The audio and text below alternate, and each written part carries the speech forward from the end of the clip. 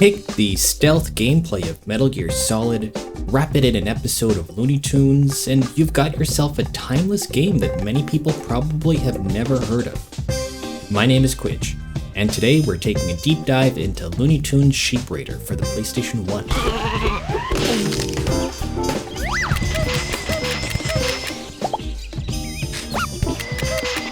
A lot of gaming falls victim to the rose-colored glasses of time. A game can undoubtedly be a classic, but at the same time become exceptionally dated. A few titles instantly come to mind, and I'm sure you can think of a few games like that too. In the world of 3D gaming especially, a game will very quickly show its age. Of course, a game like Ico is a classic, but the gameplay mechanics come up exceptionally short in 2025. But if the gameplay mechanics remain evergreen, it doesn't matter how a game looks. And that's very true for the 2D generation of games. Super Mario and Sonic are excellent examples of this. And despite being a 3D platformer, so is Sheep Raider. It is one of the better games that holds up to this day. Infogrames released this game way back in 2001. If you remember Infogrames, you must be old as shit. Anyways, maybe it was called Sheep Raider, or maybe you know it as Sheepdog and Wolf, or maybe you don't know it at all. But this is a game that still holds up in 2025. The premise is quite simple, really. I know this guy looks like Wile E. Coyote, but it's not. His name is Ralph Wolf. If you've ever seen a Looney Tunes cartoon where a coyote and sheepdog clock into work each day and the coyote hunts sheep while the sheepdog stops him, that's what this game is. It lends itself so well to making a game, doesn't it? Pepper in a bit of game show edge where Daffy Duck is your host and tutorial guide, and you've got yourself a recipe for a 2001 Game of the Year candidate, if that existed back then.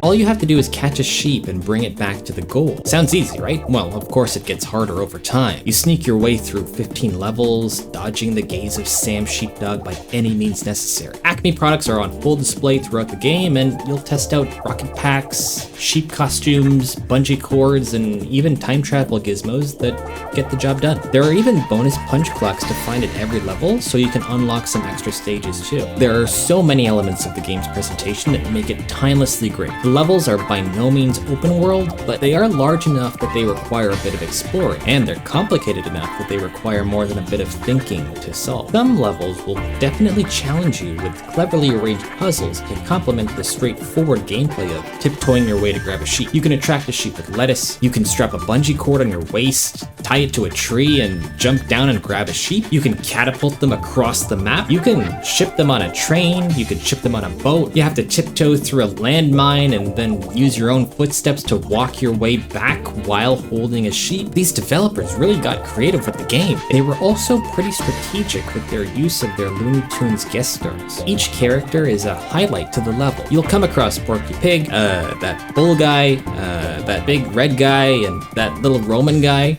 Okay, I know the last one was Marvin the Martian, but the other ones, I definitely forgot their names. They're Looney Tunes, and I'm not a massive nerd for Looney Tunes. And yeah, I did edit this into the video instead of just looking up their names. Would it have been easier to just look up the names and add them in? Yes. Should I have done that? Probably. Am I gonna just move on now? Absolutely. Old games are sometimes really off-putting. Those rose-colored glasses of the past can really bite you in the ass. I remember loving the story of Legacy of Kain Soul Reaver until I played the remake they just put out. Story and voiceover work, amazing. Actual gameplay, it can honestly be pretty rough sometimes. Navigating from one level to another is a riddle in itself. Sheep Raider is a puzzle platformer too, just like that game, but it doesn't have such unnecessarily complicated navigation. Each level has a simple map, and the entire game is held together with a simple hub world, Daffy Duck's game show stage. Movement shows its age sometimes, if I'm being completely honest, with some movements feeling a smidge inaccurate when it comes to pivoting or turning or placing objects on the ground. Of course, the graphics look dated, but as far as the source material goes, those guys did a pretty good job almost 25 years ago to make this look like a Looney Tunes cartoon. Putting this game into historical context, the fall of 2021 wasn't the best time to release games on the PlayStation 1. The PlayStation 2 had just been released a year prior in North America, so really anything releasing on the old generation became kind of like those lame duck releases that have started to go the way of the dodo nowadays. Delaying a game for development on the next-gen device or providing an upgrade path is the normal situation we'd find ourselves in today, but not so much back then.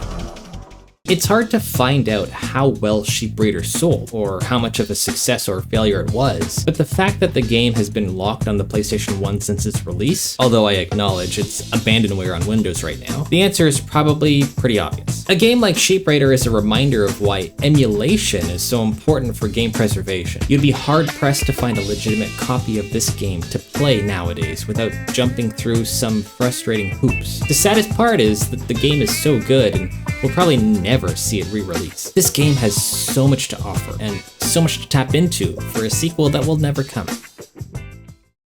By this point in these videos, I always feel like I talked so much and yet I didn't get to say anything significant about anything. At the very least, I'd ask that anyone who watches this that likes platformers or stealth or puzzle games, hunt down this gem if you can. It's a buried treasure that needs some kind of sequel. If not, maybe a spiritual successor, and failing that, maybe just some acknowledgement that it existed and that it was really something special. Thanks so much, guys, for watching this video. I really appreciate it. If you enjoyed it, leave a like. If you want to comment something, drop it in the comment section. Otherwise, stay tuned for more videos like this and other videos, gaming videos, reviews, model kit reviews, model kit building, and maybe other stuff I haven't thought of. But whatever floats your boat, I hope you can find it on my channel. And if you want to see a special kind of video, just let me know. But otherwise, I will see you in the next one. So take it easy. Bye.